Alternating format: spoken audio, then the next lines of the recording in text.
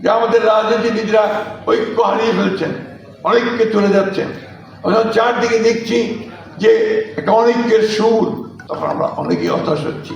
Senator ছিলেন এবং আমেরিকার প্রেসিডেন্ট ছিলেন।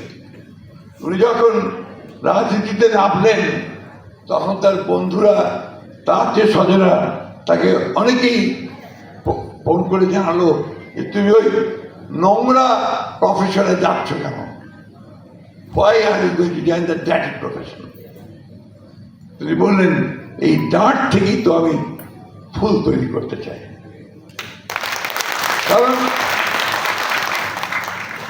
রাজনীতির মধ্যে যদি সৌন্দর্য না আনা যায়, রাজনীতির মধ্যে যদি সততা না আনা যায়, রাজনীতির মধ্যে যদি স্বপ্ন পূরণ করবার যে লক্ষ্যে দৌড় দেওয়ার যে ইচ্ছা সেটাকে তৈরি না করা যায়, তাহলে তো রাজনীতি কখনোই সুন্দর হবে না। আর রাজনীতি হয়, আমরা যাদের গতবার দেখলাম পালিয়ে যেতে হলো জনগণের কাছ থেকে, দেশ ছেড়ে, আর শুধুমাত্র সম্পদ তৈরি করা ব্যক্তিগত স্বার্থে, তাহলে মানুষের ঘৃণা ছাড়া আর তারা কোনো কিছু যুক্ত করতে পারে না, তখনই সেটা ডার্টি প্রফেশন হয়ে যায়। আমি তোমাদেরকে এইসব কথা বলে ভারাক্রান্ত করতে চাই না। আমি তোমাদের সামনে একটা সুন্দর স্বপ্ন তৈরি হওয়া দেখতে চাই। আমি তোমাদের সামনে একটা নতুন সূর্য উঠুক দিগন্তে, সেই সম্ভাবনা দেখতে চাই। এই বিষয়গুলো কিন্তু সবসময় মনে রাখতে হবে। যেখানে অনেক শুদ্ধ শুদ্ধ আলোচনা হয়েছে, একটা তোমাদের বয়সের ছেলেমেয়েদের জন্যে জীবনটা অনেক সুন্দর, জীবনটা অনেক স্বপ্নময়, স্বপ্নময় রাখতে হবে, স্বপ্ন সব সময় দেখতে হবে। ওই কথা মার্টিন লুথার কিং, কালো নেতা, তিনি বলে গেছেন, আই হ্যাভ এ ড্রিম। এই স্বপ্ন ছাড়া তুমি কোথাও পৌঁছতে পারবে না, ড্রিম ছাড়া তুমি যেতে পারবে না। You must have the dream and you must have the capability to fulfil that dream. এই কথাটা মাথায় রাখবে।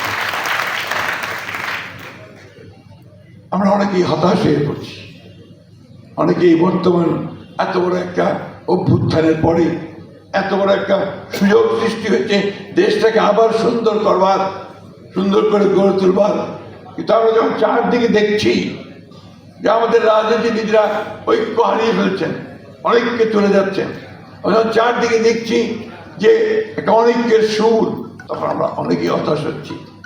তা আমার অনুরোধ আমার এই ছেলে মেয়েদের কাছে, ছেলে মেয়ে বলছি কিছু মনে করে না, আমার নাতির বয়স 14, তাই না? মনে করছো না কিছু?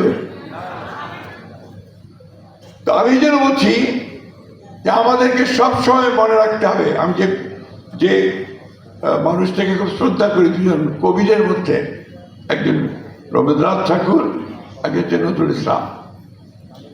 রবীন্দ্রনাথ ঠাকুরের কবিতা প্রায় বলি, আমার সাংবাদিক ভাইরা জানেন, যদিও সন্ধ্যা আসিছে মন্দ মন্থরে, সব সঙ্গীত গেছে ইঙ্গিতে থামিয়া, তবু বিহঙ্গ ওরে বিহঙ্গ মোর, এখনই অন্ধ বন্ধ করো না পাখা, উঠতে থাকো তুমি তীরে পড়বে।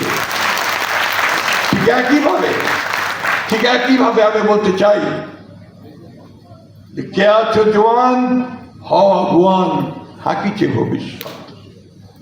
ভবিষ্যৎ তোমাকে ডাকছে।